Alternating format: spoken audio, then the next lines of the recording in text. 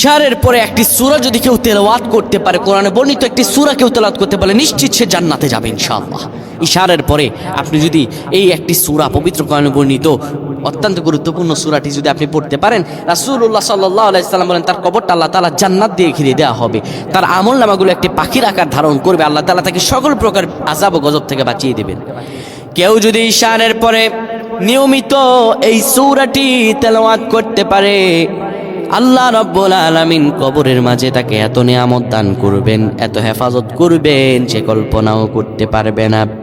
ইশারের পরে আপনি যে সূরাটি পড়বেন, সূরাটি হলো সূরাতুল মুলক। নবীজি আমার বলেন, কেউ যদি সূরাতুল মুলক তেলাওয়াত করে, কবরের মাঝে আমার আল্লাহ রাব্বুল আলামিন এত রহম তাকে দান করবেন, এত হেফাজত তাকে করবেন। কেউ যদি সূরাতুল মুলক তেলাওয়াত করতে পারে, আমার আল্লাহ রাব্বুল আলামিন তাকে আযাব থেকে এমন ভাবে বাঁচিয়ে দিবেন, তার আমল নামাগুলো একটি পাখির আকার ধারণ করে যখন ফেরেশতারা তার থেকে হিসাব নিকাশ নিতে আসবে, ওই পাখি তার হয়ে তার হিসাব নিকাশ দিয়ে দিবে। সুবহানাল্লাহ।